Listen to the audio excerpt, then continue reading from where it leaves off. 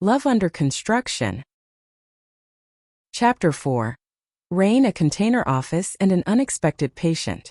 After the confrontation with Singh the day before, Sai had personally driven Win to the hospital, made sure his injury was treated, and safely dropped him back at his condominium.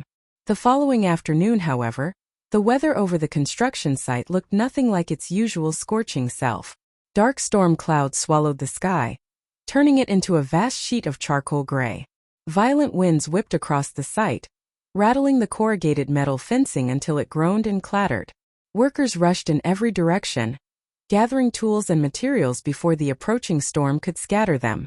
Standing in front of the temporary container office, Sai folded her arms across her chest and surveyed the site with sharp, vigilant eyes. Through her radio, she instructed the foreman to double-check every steel scaffold and support frame. Nothing was allowed to collapse under her watch. A light sigh escaped her lips as the first raindrop struck the top of her yellow safety helmet. At that exact moment, a luxury sedan from the client's side pulled up beside the container office. The driver's door opened. Win stepped out. His white dress shirt sleeves were rolled carelessly to his elbows. A thick bandage was still wrapped around his injured ankle, forcing him to walk with a slight limp. Holding a large umbrella over his head, he headed straight toward her. "Mr. Cowan." Her gaze immediately dropped to his ankle. "It's about to pour. Why are you here again? Your injury hasn't healed yet." The words came out calm and professional. The concern in her eyes, however, betrayed her completely. A familiar dimple appeared as he smiled. "I missed a certain scary project manager." His voice carried a playful warmth despite the thunder rumbling overhead. "And I brought the revised steel budget documents from headquarters. I need your signature. You could have emailed them." She opened the container door. "There was no need to drive all the way here. Come inside before the rain gets worse." The moment the steel door closed behind them, the storm exploded. Rain hammered against the metal walls with deafening force, making the entire container shudder as though it might be ripped apart by the wind. The cool air from the air conditioner washed over them. Sai removed her safety helmet and placed it on the desk before turning around. Then she froze. Win was trembling. Only slightly, but enough for her to notice. Half of his white shirt was soaked from the wind-driven rain. The wet fabric clung tightly to his body, outlining the broad lines of his chest and shoulders beneath. His normally healthy complexion had turned pale, and his eyes looked strangely unfocused. Her brows drew together. "Did you get caught in the rain?" She stepped closer. "Why do you look so pale?" "I'm fine." His voice wavered. "Just a little cold." He rubbed his arm and forced a smile. The next second, his body swayed forward, like a tree suddenly losing all strength. "Hey!" Sai lunged forward instinctively. She barely managed to catch him before he collapsed. The impact nearly drove her backward into the container wall. Win's head dropped onto her shoulder. His breath brushed against her neck. Hot. Far too hot. One arm wrapped around her waist automatically, searching for something to hold onto. Her heart skipped violently. The weight of his body pressed heavily against her. But the heat radiating from him immediately snapped her back to reality. "Win." Her hand flew to his forehead, then to his cheek. Her eyes widened. "You're burning up." The fever was frighteningly high. His injured ankle. The heat. The dust. The stress from the previous day. And now the rain. Everything had finally caught up with him. His eyelids fluttered weakly. "I'm dizzy." His voice became barely more than a whisper. "Can I stay like this for a minute?" The arm around her waist tightened, like a child seeking warmth. "No." She took a deep breath. "Come on. Sofa. Now." Despite the stern tone, worry filled every word. With considerable effort, she guided the much taller man across the room. Half walking, half caring. By the time they reached the sofa, she was already breathless. Win sank down onto the leather cushions and curled slightly inward as chills racked his body. Sai immediately switched off the air conditioner. Then she disappeared into the back room. Moments later, she returned with a small basin of water and a clean towel. Pulling a chair beside the sofa, she sat down. "Take off your shirt." Her expression was serious. "It's soaked. If you keep wearing it, your fever will get worse." Even in his condition, a familiar mischievous glint appeared in his eyes. "You're asking me to take off my shirt?" A faint smile tugged at his lips. "I'm already sick and you're still having dangerous thoughts about me?" His voice was weak, but the teasing remained. Sai shot him a glare. "If you keep talking, I'll pour alcohol on your wound again." The smile vanished instantly. "Take it off." Win attempted to unbutton the shirt himself. His hands shook. The task became painfully slow. After watching for several seconds, Sai released a long sigh. "Move." She brushed his hands away. "I'll do it." Kneeling beside the sofa, she carefully worked through the buttons one by one. Every now and then her fingertips grazed his burning skin. Each accidental touch sent an unexpected jolt through her body. Heat crept up her neck, then to her cheeks, then all the way to her ears. Win simply watched. His feverish eyes never left her face. A soft smile lingered at the corner of his lips. "What are you looking at?" Her voice came out quieter than intended. The final button slipped free. She removed the soaked shirt and draped it over a nearby chair. His broad chest was now completely exposed. The pale skin had flushed red from fever. Determined not to think about anything except his health, Sai soaked the towel in cool water and wrung it out carefully. Then she pressed it gently against his forehead, his face, his neck, slowly lowering it across his overheated skin. A quiet sound escaped him. "That feels nice."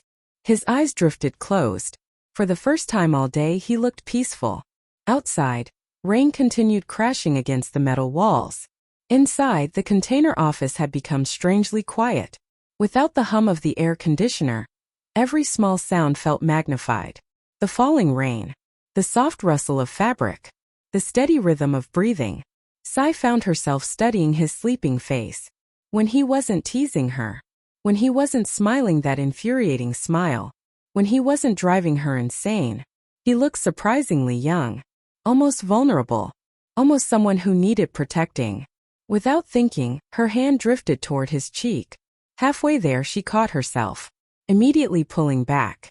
The towel suddenly became far more interesting. Then his eyes opened, slowly, meeting hers directly. Warm, gentle, dangerously sincere. His hand reached up and wrapped around her wrist. Not forcefully, just enough to stop her from moving away. Her heartbeat stumbled. "What is it?" Her voice softened instinctively. "Does something hurt?" His gaze remained fixed on hers. "I'm cold." The answer came quietly. "So cold it feels like it's inside my bones." His fingers tightened slightly around her wrist. Then came the request. Simple, soft, almost childlike. "Can you hug me?" A pause. Then barely above a whisper. "Please, big sister." The words shattered whatever defenses remained. Sai stared at him, at the feverish young man trembling beneath a thin blanket, at the vulnerability he never showed anyone else. A long sigh escaped her lips. "You really are troublesome." She sounded annoyed, but her actions said otherwise. Carefully, she sat beside him on the sofa. Then she leaned down, wrapping her arms loosely around his burning body, sharing her warmth.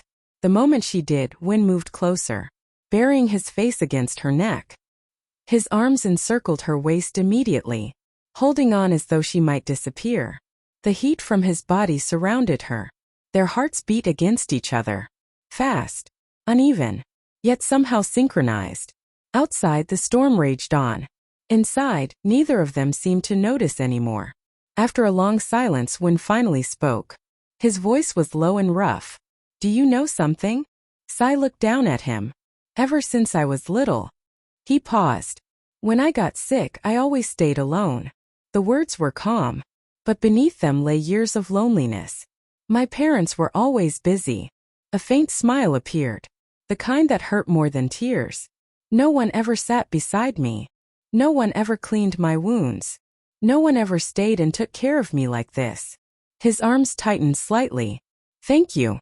The words landed softly against her heart. "Thank you for staying. Thank you for being here when I'm at my worst." A brief silence followed. Then, "Thank you for being the only warmth I've found in this cold construction site." Sai blinked rapidly. Unexpected emotion stung her eyes. Without realizing it, her fingers moved through his dark hair. Slowly, gently, comforting wounds far older than the fever burning through his body. Go to sleep. Her voice became softer than it had ever been. I'm here. A small smile touched his lips. I'm not going anywhere. The tension left his body little by little. His breathing slowed. The fever remained, but the loneliness was gone. Nestled safely in her embrace, Wynn finally drifted into sleep. And outside the container office, the rain continued to pour across the construction site long into the evening. Chapter 5. The Tsundere team leader and the persistent junior. Morning sunlight filtered through the thin curtains of the temporary container office, chasing away the damp chill left behind by last night's storm. Outside, the engines of heavy machinery and road rollers roared to life, announcing the start of another workday at the construction site. Inside the narrow office, however, everything was quiet. Only the steady breathing of two people resting on the long leather sofa could be heard. Metsai slowly opened her eyes. Her eyelids felt heavy, and every muscle in her body ached after spending the entire night sleeping in an awkward sitting position beside the sofa. Before her vision fully focused, she became aware of something else first. Warmth. A strong arm wrapped firmly around her waist. And beneath her hand, she felt the firm, smooth surface of someone's chest. The moment she lifted her head and saw clearly, her heart nearly exploded. Wynn's arm was still securely around her waist. He hadn't let go once during the entire night. Even worse, the younger man's handsome face was now nestled so close to her shoulder that his nose was almost brushing against her skin. His cheeks carried a healthy pink color. The fever was gone. Carefully, Metsai reached up and pressed the back of her hand against his forehead. Cool. Normal. No more burning fever. Relief washed over her. Just as she quietly exhaled and prepared to remove his arm from her waist, his eyes suddenly opened. Those narrow, attractive eyes sparkled with mischief. There wasn't the slightest trace of a sick patient left. Good morning, Faisai. His voice was low and husky from sleep. You woke up pretty late today. A teasing grin appeared. Were you secretly taking advantage of a sick patient? Before she could react, Wynn tightened his arm. With a surprised yelp, Metsai was pulled forward and landed directly on his bare chest. Thump. Let go right now, Mr. Cowan. Her face instantly turned bright red. Your fever is gone, so get up and put your clothes back on. Metsai tried to push herself up.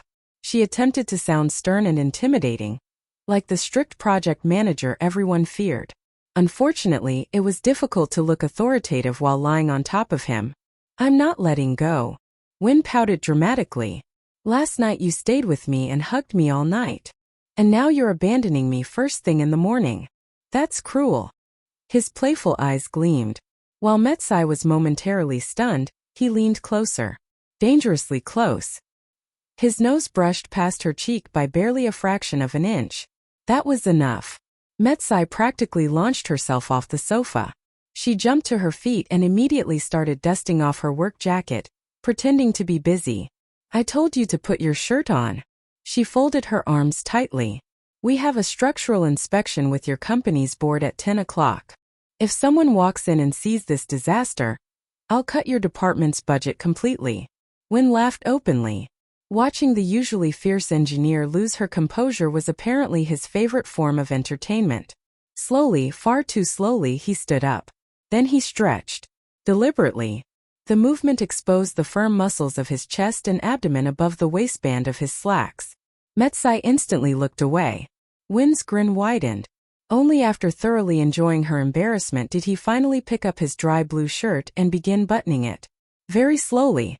All the while, his eyes remained fixed on her as she busied herself organizing documents at the desk.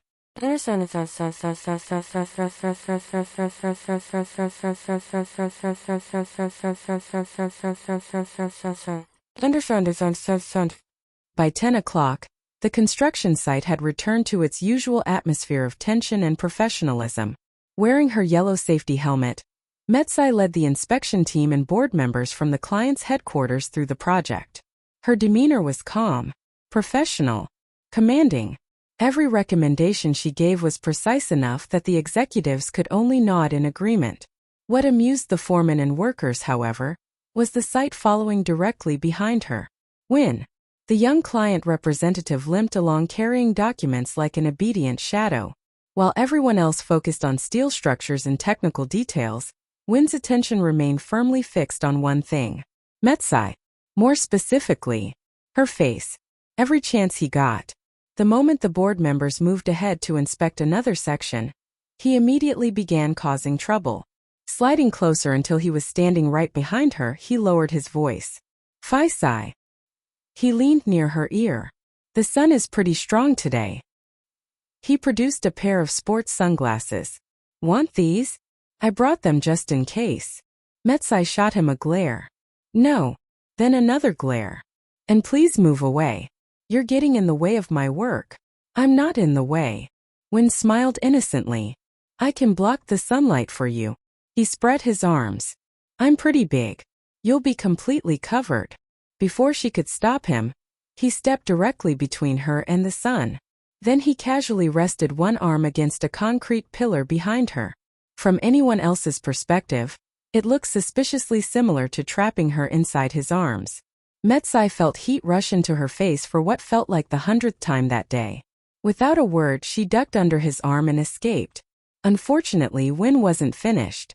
Every time Metsai pointed at details on a blueprint, he appeared instantly to help hold the paper down. And every single time, his fingertips somehow found their way onto the back of her hand. Again, and again, and again. Whenever she shot him a warning look, he immediately turned to discuss technical specifications with the executives as if nothing had happened. The act was so shameless that Metsai could only seethe silently. There were too many important people around to properly scold him. Finally, during an inspection of the emergency staircase, she found a brief moment alone with him. Spinning around, she faced him directly. Mr. Cowan. Her voice was low and dangerous. Would you please stop teasing me? Wynn blinked innocently. I'm not teasing you. He smiled. I'm coordinating. Then he suddenly lifted a cold plastic cup. Oh, and this is for you. Metsai stared. Bubble tea. Extra sweet. Her favorite. I had one of the workers buy it earlier. Wynn's smile softened. It's hot today. Maybe something sweet will make you look a little less scary. Metsai looked at the drink, then at him, then back at the drink. Her carefully maintained image as the site's strict dictator was crumbling piece by piece because of this infuriating man. She wanted the bubble tea. She wanted to strangle him. Possibly both. With a frustrated sigh, she snatched the cup from his hand. She stabbed the straw through the lid and took an enormous sip. Then she turned and marched away without another word. Wynn watched her retreating figure. The tough engineer in her work jacket continued walking ahead while chewing tapioca pearls with puffed cheeks. The sight made him smile helplessly. His playful persistence had not been wasted. Little by little, the walls around Metsai's heart were melting. And Wynn knew one thing for certain. From now on, this construction site was going to become a very sweet place indeed. Chapter 6. Two new rivals appear. After the storm that had swept through the construction site and the incident where Wynn's wound had been cleaned inside the container office, the relationship between Metsai, the strict and formidable project engineer, and Wynn, the persistent younger representative from the client side, seemed to be slowly blossoming. But on Monday afternoon the following week, the atmosphere above the office building construction site felt strangely unsettled.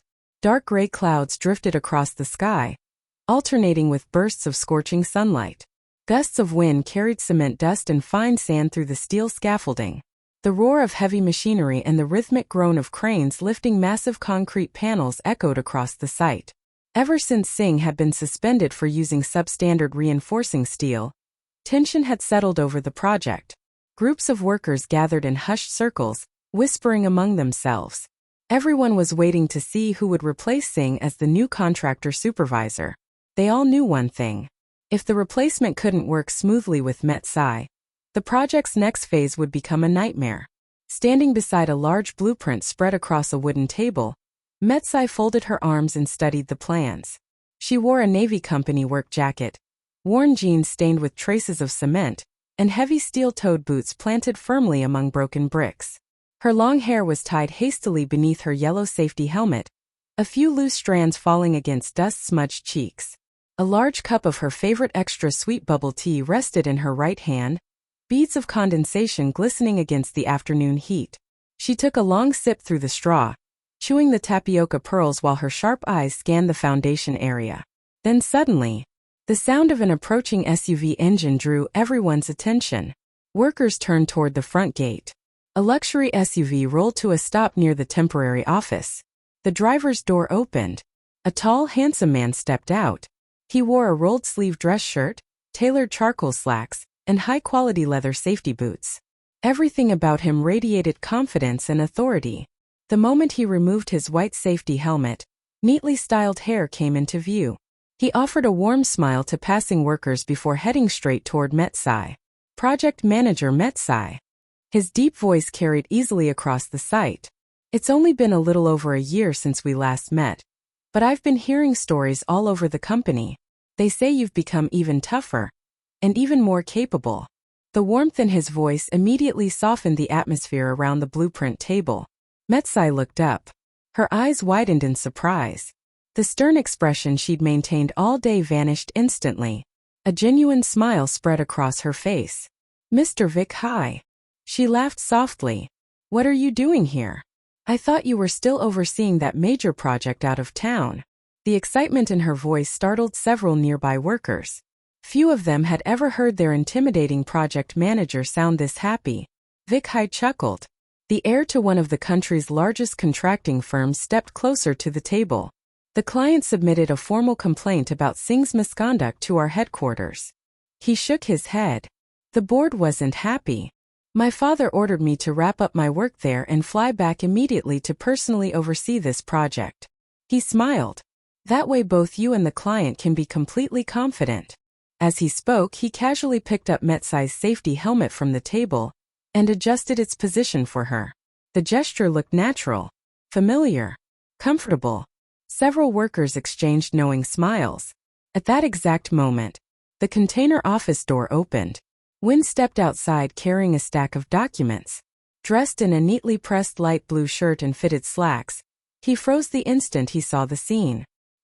His gaze locked onto Vishai's hand resting on Metsai's helmet. More importantly, Metsai hadn't moved away. Not even slightly. Something slammed hard into his chest. Jealousy flared instantly. Heat burned behind his eyes. For a brief moment, a dangerous look flashed across his handsome features. Then he strode forward. Faisai. His voice was calm. Or at least he tried to make it sound calm. I have urgent documents from the client's headquarters that need your review. His eyes shifted toward Vic Hai. And, who is this? The question sounded polite. The possessiveness underneath it was impossible to miss. Metsai glanced at Wynn and instinctively stepped back a little, creating a more professional distance. Oh, she smiled. Wynn, this is Mr. Vic Hai. He's the new contractor supervisor replacing Singh. And he's also the heir to our main contracting company. Then she turned toward Vic Hai.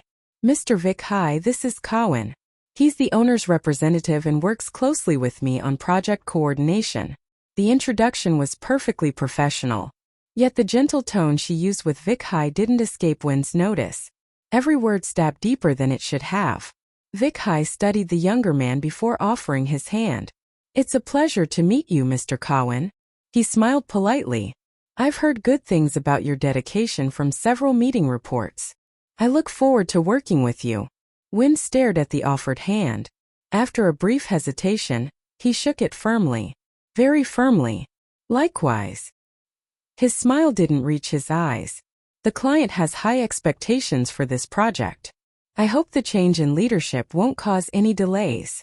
The challenge beneath the words was obvious. Vic Hai simply smiled wider. No need to worry. He glanced at Metsai. Metsai and I have worked together on many projects. Back when she was still a coordinator. We understand each other very well. His smile remained calm. Sometimes all it takes is a glance and we already know what the other person is thinking. I'm confident this phase will be completed ahead of schedule, and to the highest standards. We understand each other very well. All it takes is a glance. The word struck Wynn like poisoned arrows. Before the tension could grow any thicker, A voice suddenly interrupted from behind. Wow! The newcomer chuckled. What did I walk into? A lean young man carrying a leather document bag approached with a mischievous grin. I've only been away for 2 weeks. Looks like this site got a lot more interesting while I was gone.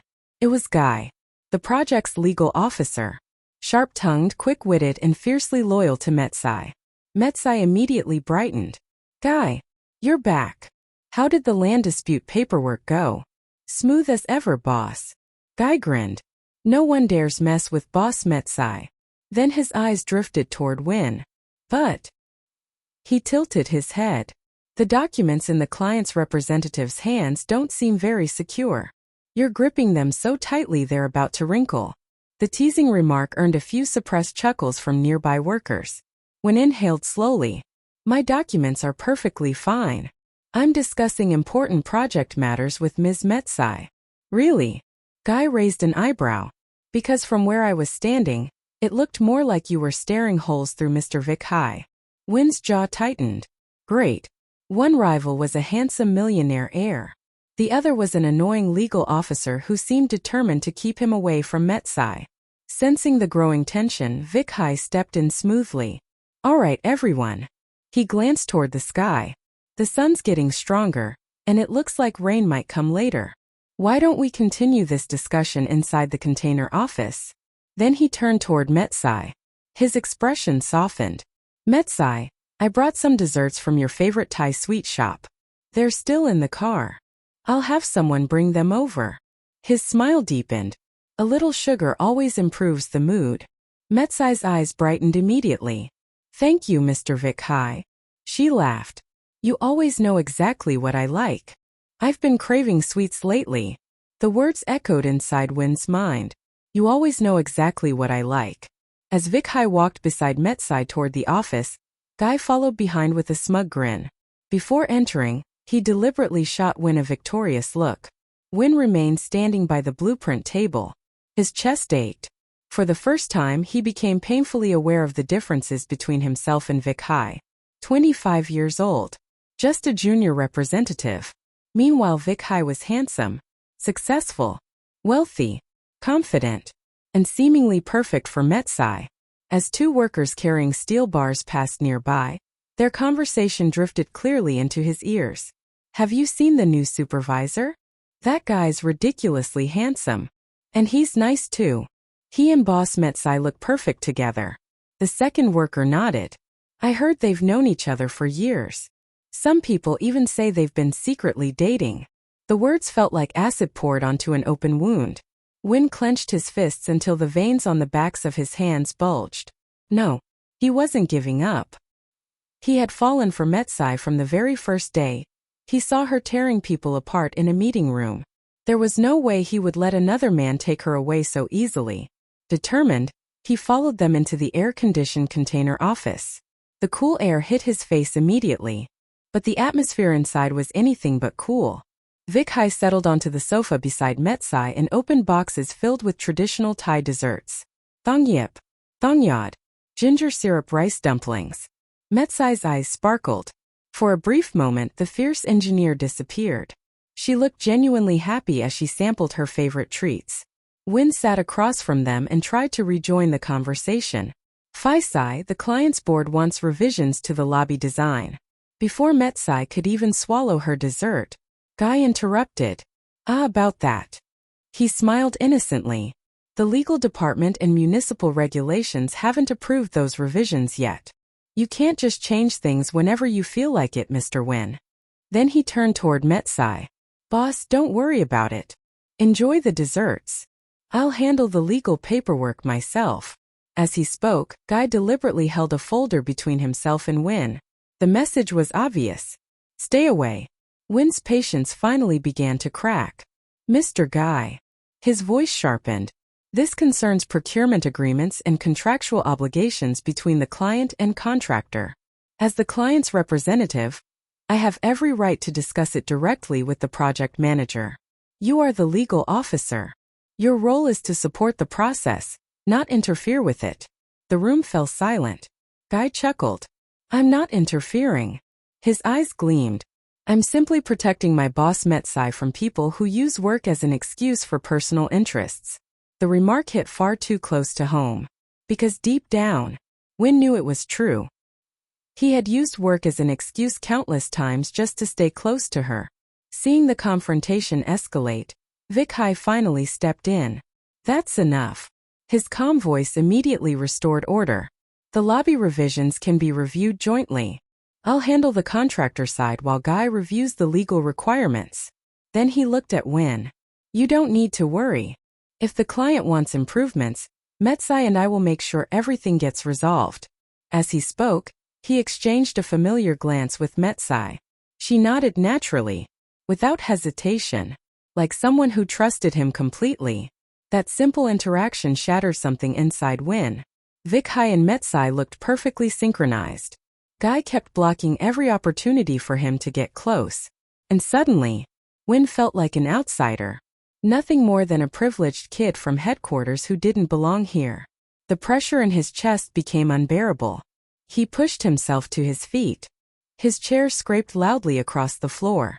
Then I'll go inspect the second floor structural work. His voice wavered slightly. So I won't interrupt your dessert time. His eyes met Metsai's. The hurt in them was impossible to miss. Before anyone could respond, he turned, opened the door and walked out. The door closed behind him. Metsai stared at his retreating figure. A strange ache settled in her chest. The look in his eyes. The disappointment in his voice. Somehow the sweet dessert in her mouth suddenly tasted bland. She knew immediately that Win had misunderstood something. And for reasons she couldn't explain, she wanted to run after him. To stop him. To explain. But she couldn't. Vikhai, the new contractor supervisor, was sitting beside her. Guy had only just returned from his assignment. Work and professional courtesy held her firmly in place. So she remained seated, watching the closed door, and wondering why her heart felt so restless after he left.